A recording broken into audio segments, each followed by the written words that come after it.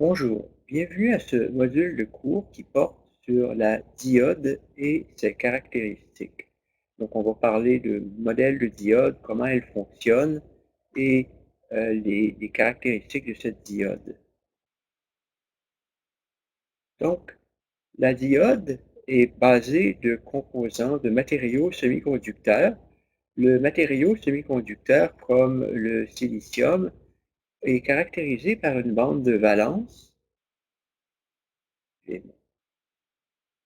pointeur, donc une bande de valence et une bande de conduction.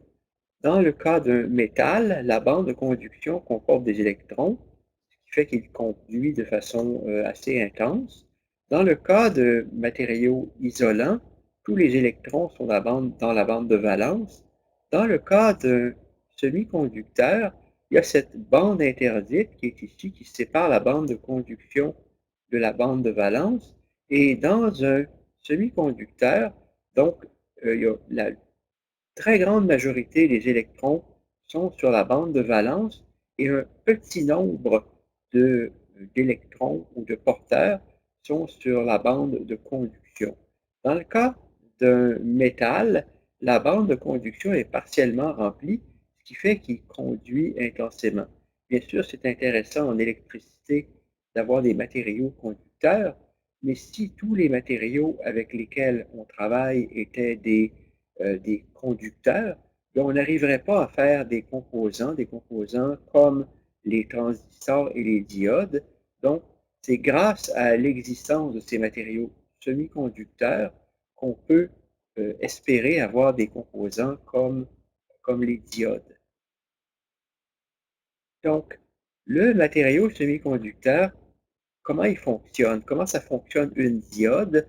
Ben, une diode, typiquement, c'est caractérisé par une jonction entre une zone semi-conductrice de type P et une zone semi-conductrice de type N. Donc, dans la zone semi-conductrice de type P, on a un déficit d'électrons qui va nous donner ce qu'on appelle des trous. Les trous ont une mobilité, ils peuvent se déplacer, alors que dans un matériau de type N, on a un excédent d'électrons.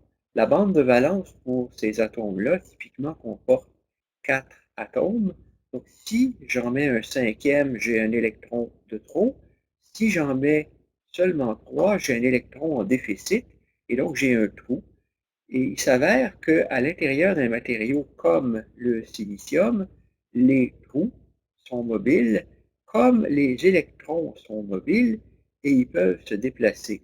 Et là, il y a une propriété extrêmement intéressante qui va se produire à la jonction entre ces deux matériaux. À la jonction entre ces deux matériaux, il va donc y avoir un équilibre entre deux phénomènes, un phénomène dit de diffusion, où les trous vont avoir envie de diffuser de l'autre côté, et comme ici, les électrons qui sont en nombre excédentaire vont avoir envie de diffuser de l'autre côté. Bon. Et donc, ce courant, en fait, ce mouvement de trous dans ce sens et d'électrons dans ce sens, ça crée un courant conventionnel dans ce sens-là. Et si on avait un courant conventionnel dans ce sens-là, qui s'établissait sans la présence d'une source, ben, essentiellement, on pourrait construire un mouvement perpétuel, ce que la thermodynamique défend. Donc, ce n'est pas possible que le courant se maintienne de façon perpétuelle sans qu'on y injecte de l'énergie. Et c'est pour ça que dans le concret, ce qui va se passer, c'est que quand il y a assez de trous qui ont diffusé de ce côté-là et assez d'électrons qui ont diffusé de ce côté-là, les trous, en diffusant, vont laisser derrière eux un ion négatif, et l'électron qui aura diffusé de ce côté-là va laisser de ce côté-là un ion positif. Et donc, cette combinaison d'ions positifs et d'ions négatifs va créer un champ. Et ce champ, dans un sens opposé au courant de diffusion, va induire ce qu'on appelle un courant de dérive. Et quand les deux courants diffusion et dérive sont égaux, ben, on va arriver à ce qu'on appelle un équilibre thermodynamique. Et à ce point d'équilibre thermodynamique, il n'y a aucun courant qui circule, qui est bien la propriété à laquelle on s'attend d'un dispositif qui n'est pas capable de fournir de l'énergie de façon perpétuelle. C'est donc pas une batterie, c'est simplement une jonction entre deux zones semi-conductrices. Donc, une diode, on va généralement la représenter par ce symbole, une flèche. Côté plus, côté moins, de l'anode vers la cathode, une mnémotechnique, une technique pour s'en souvenir qui est intéressante et incontournable, c'est anode-cathode. Rappelez-vous les deux électrodes dans un ordre alphabétique, A et C. Donc, la conduction normale de la diode, dans son mode direct, va de l'anode vers la cathode. Et donc, cette diode idéale, quand on la polarise correctement, on va voir circuler à l'intérieur de cette diode un courant direct. Donc, c'est ce qu'on voit ici. Donc, si on met, et je peux revenir en arrière ici, si on induit sur cette diode, vous voyez ici la polarisation qui change d'un cas à l'autre, ça, ce serait ce qu'on appelle une polarisation directe, et ça, c'est une polarisation inverse. Donc, quand on met une polarisation inverse sur la diode, ce qui va se passer, c'est que on va avoir initialement, euh, on va réussir à faire passer un certain nombre de charges, donc d'électrons, évidemment qui se déplacent dans le sens inverse d'un courant conventionnel, et au fur et à mesure qu'un courant inverse va passer dans la diode, ben, l'équilibre dans le matériau est toujours pas perturbé. Donc, on va faire passer quelques électrons de plus dans ce sens, mais les électrons, on va venir les emprunter, les voler, si vous voulez, aux atomes qui sont à la jonction. Et donc, la barrière de potentiel qui s'est bâtie à la jonction pour empêcher le courant perpétuel, ben, elle va se renforcer au point d'équilibrer la force du potentiel inverse qu'on applique sur la diode. De façon inverse, quand on va mettre une polarisation inverse, pas polarisation directe, pardon, une polarisation directe va abaisser cette barrière de potentiel et va permettre aux électrons de passer. Ce qui va nous amener dans les deux modes de conduction, le mode direct et le mode inverse. Donc, euh, on va vous dire dans le laboratoire que la diode se comporte comme une vanne, donc un peu comme un composant que vous mettriez dans un tuyau.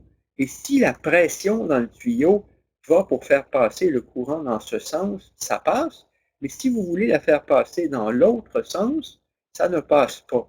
Donc, dans le mode direct, le courant passe. Dans le mode inverse, le courant ne passe pas. Donc, les deux modèles de la diode qui dépendent de la polarisation externe qu'on met dessus sont donc un circuit ouvert dans le mode inverse et un court-circuit dans le mode direct. Et ça, c'est un modèle de diode qu'on appelle idéal ou c'est ce qu'on appelle la diode idéale. Donc, la diode réelle ne va pas avoir un comportement qui est exactement comme ça. Elle va avoir un comportement qui ressemble plus à ce qu'on voit ici. Et pour expliquer, pour mieux voir, on a sur ce schéma, on a sur ce graphique ici, on a magnifié certaines propriétés, certaines caractéristiques. Observez que dans le premier cadran, ben, c'est peut-être une zone qui va de 0 à 800 millivolts, et puis un courant qui pourrait aller de 0 à 10 milliampères ou de 0 à 1 ampère si c'est une diode qu'on utiliserait dans un bloc d'alimentation. Dans le mode inverse, ben, on va partir du même 0 et on va s'en aller jusqu'à une tension de brisure de la diode, le VZK. Et donc, à cette tension de brisure de la diode, soudainement, la diode perd sa capacité de s'opposer au passage d'un courant inverse et le courant va se bâtir de façon très, très importante comme un mur.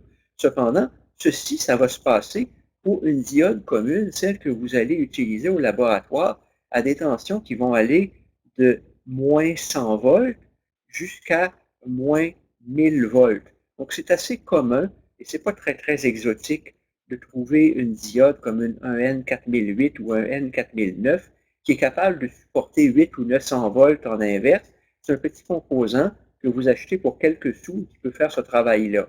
Mais une diode plus classique, une diode signal ou une diode qu'on utiliserait dans des blocs d'alimentation plus communs, ben, va avoir un claquage autour de 100 volts, 200 volts. Ça, c'est une propriété de la diode. On va revenir sur les propriétés, sur les feuilles de spécification des composants plus tard. Mais vous voyez donc que les deux échelles ne sont pas les mêmes. Ici, la jonction, la diode conduit fortement à 700 millivolts, alors qu'ici, en inverse, pour qu'elle conduise fortement, il faut possiblement lui appliquer 100 volts. Et ça, c'est là où on veut aller normalement, ici, et là où on ne veut pas aller normalement, c'est ici. Et ça vous donne ces deux caractéristiques de la diode, son comportement direct et son comportement inverse, où elle va se mettre en conduction à 5, 600, 700 millivolts. On va y revenir sur les détails. Et la brisure inverse va se produire typiquement à une centaine de volts, peut-être 200, peut-être 500. Ça dépend du composant spécifique qu'on utilise en polarisation inverse. C'est un peu. Donc, le modèle de la diode, ben, en fait, la diode, on peut, sur la base de la physique des semi-conducteurs, en fait, vous avez déjà fait ça au cours précédent, mais je le mets pour rappel. Donc, dans le modèle de la diode, on aboutit à un modèle qui est une exponentielle en tension directe divisée par un paramètre qui est le état VT. Donc, le état qui est le facteur d'idéalité, le VT qui est la tension thermodynamique, ou parfois on va dire la tension équivalente à la température. Et quand on l'analyse de proche, suivant la physique des semi-conducteurs, ben, cette tension équivalente à la température, elle est exprimée comme KT sur Q, où K, c'est la constante de Boltzmann, T, c'est la température en Kelvin, et Q, c'est la charge d'un électron. Donc, et ceci à température ambiante, ça donne entre 25 et 26 millivolts. Souvent, pour se simplifier la vie, comme électronicien, on va simplifier à 25 millivolts. Et comme vous allez voir dans le cours, on va très souvent pas se formaliser de la troisième décimale ou même de la fois de la deuxième décimale parce que les composants électroniques sont souvent, très souvent, imprécis. Donc, apprendre à faire des systèmes qui fonctionnent de façon répétable avec des composants qui sont eux-mêmes imprécis, c'est beaucoup l'art de l'électronicien. Donc, on revient à ce comportement de la diode qui est décrit comme IS fois E exposant V sur état VT moins 1, puis E exposant V sur état VT, très rapidement, ça devient grand par rapport à 1, et vous allez voir que mathématiquement, le plus souvent, on laisse tomber le 1 parce qu'il est essentiellement immatériel. Cependant, le 1 est intéressant pour représenter le fait que quand la tension devient négative, quand la tension devient négative et que cette exponentielle vaut 0, ben on va avoir I qui est égal à moins IS. Donc, ce I qui est égal à moins IS, c'est ce qu'on représente ici. Donc, ça, c'est ce que l'équation dit. I est constant et est égal à moins IS. Vous voyez qu'une diode réelle est un petit peu plus subtile que son modèle exponentiel parce qu'en réalité, la pente, il y a une certaine pente ici. La pente n'est pas 0 sur la diode en conduction inverse. Si effectivement le courant était parfaitement constant, la pente serait 0, ce qui n'est pas le cas. Donc, on poursuit. Donc, en fait, il y a peut-être un point important que j'ai oublié de mentionner, le état. Donc, la valeur de état, ben, la valeur de état, elle n'est pas coulée dans le béton ou coulée dans le silicium. Donc, pour une diode au silicium, une diode commune que vous allez utiliser, que vous allez prendre dans vos mains, une diode discrète au silicium, normalement, on va prendre état égale 2. Mais état, c'est un paramètre qu'on peut essentiellement lisser sur une courbe exponentielle et qu'on peut trouver, on va le voir un petit peu plus tard. Donc, on peut mesurer la valeur de état qui représente le mieux le comportement d'une diode physique. Et ça dépend de caractéristiques physiques de la diode, comme par exemple les propriétés métallurgiques de la jonction, mais c'est un peu hors limite dans le cours ici. Qu'est-ce qui fait que pourquoi et comment état peut valoir autre chose que exactement 2? Pensez pas que état vaut exactement 2. État vaut à peu près 2 pour une diode commune. Et quand on va parler d'une jonction à l'intérieur d'un transistor plus tard dans le trimestre, bien là, on va dire état est égal à 1. Puis aussi, quand on va parler d'une diode au germanium, on va généralement prendre état égale 1. Donc, la valeur de état dans cette équation, ce n'est pas une valeur fondamentale. C'est un peu une constante qui nous permet de relier ensemble les propriétés d'un modèle. On est un peu coincé, si vous voulez, entre notre constante de Boltzmann, la température en Kelvin et la charge d'un électron, qui sont des choses extrêmement stables et liées à la physique, puis un état, qui est un paramètre qui va nous permettre de faire fonctionner, de faire coller le modèle sur les mesures qu'on va faire au laboratoire. Donc, on revient au modèle. Donc, on a ce modèle exponentiel de la diode. On a qu'à 20 degrés Celsius, donc le VT vaut à peu près 25 millivolts.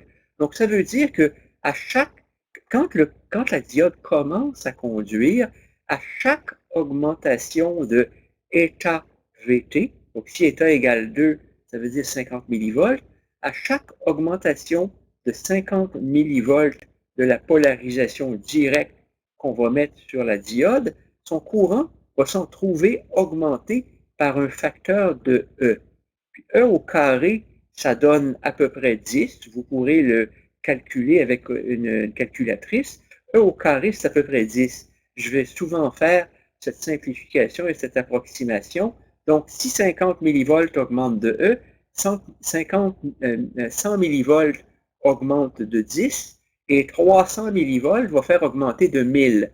Donc, si je pars d'une tension de 500 millivolts et que j'augmente ma tension à 800 millivolts, le courant dans la diode, toute chose étant égale par ailleurs, va avoir envie d'augmenter par un facteur de 1000. Et donc, sur les caractéristiques de la diode, donc, quelques mots sur le courant de saturation, le moins IS. C'est pratique, c'est intéressant comme modèle, ça représente approximativement la réalité, mais quand on creuse d'un peu plus près, on s'aperçoit que le modèle, il n'est pas exact.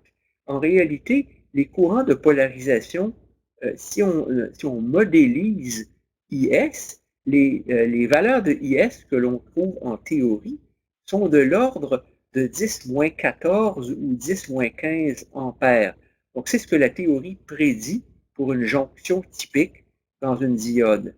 On s'en va au laboratoire, on mesure, puis on observe des courants de fuite qui sont plutôt de l'ordre de 10-9 ampères. Donc, en réalité, il y a quelque chose qui échappe dans le modèle. Donc, en parallèle avec la caractéristique exponentielle de la diode, il y a autre chose. Il y a des courants de fuite, il y a des fuites associées à la jonction et aux propriétés de surface. Ce sont des choses qui ont une complexité importante au plan physique et en réalité sur lesquelles on a peu ou pas de prise. Et comme électronicien, on va avoir tendance à les ignorer. Sauf qu'en quelque part, il y a quelque chose qui ne colle pas. Si vous voulez que l'équation vous donne une tension directe de, disons, 6 ou 700 millivolts, il faut prendre 10-14 ampères. Cependant, si vous allez mesurer le courant inverse de votre diode, vous allez observer 10-9 ampères. Donc, il faut faire attention. Le modèle est à prendre avec un grain de sel. Il n'est pas exact complètement. C'est une approximation. C'est un modèle qui nous aide à nous retrouver dans le comportement et qui va trouver ses limites dans le concret. Un autre point important par rapport à la diode, c'est l'impact de la température sur le diode. Ce fameux courant de fuite que l'on voit ici, ben, il change avec la température. C'est important de se rappeler que le courant de fuite dans une diode, en fait, et c'est une propriété qui est un invariant pour essentiellement toutes les technologies, il double approximativement à tous les 10 degrés Celsius. Donc, si vous doublez à tous les 10 degrés Celsius, c'est un peu comme l'intérêt composé sur un compte de banque. Donc, si vous augmentez si vous doublez à tous les 10 degrés Celsius, quand vous passez de 25 degrés Celsius à 125 degrés Celsius, la température maximale typique où on opère des composants semi-conducteurs au silicium, ben, les courants vont avoir envie d'augmenter d'un facteur d'approximativement 2 exposant 10, donc c'est un facteur de 1000. Donc les courants de fuite qu'on observe à température ambiante vont avoir envie d'augmenter par un facteur de 1000 quand on les regarde à 125 degrés Celsius. Donc votre diode, qui peut avoir 1 nanoampère de courant de fuite à l'ambient, va soudain fuir de 1 microampère quand on va aller à une température de jonction de 125 degrés Celsius. C'est parfois une caractéristique dont il faut tenir compte de façon importante, en particulier si on sait que nos circuits, nos systèmes sont appelés à avoir chaud. Donc, ben, on est rendu à l'analyse graphique, modélisation. Je crois que c'est un bon point pour arrêter ce premier module.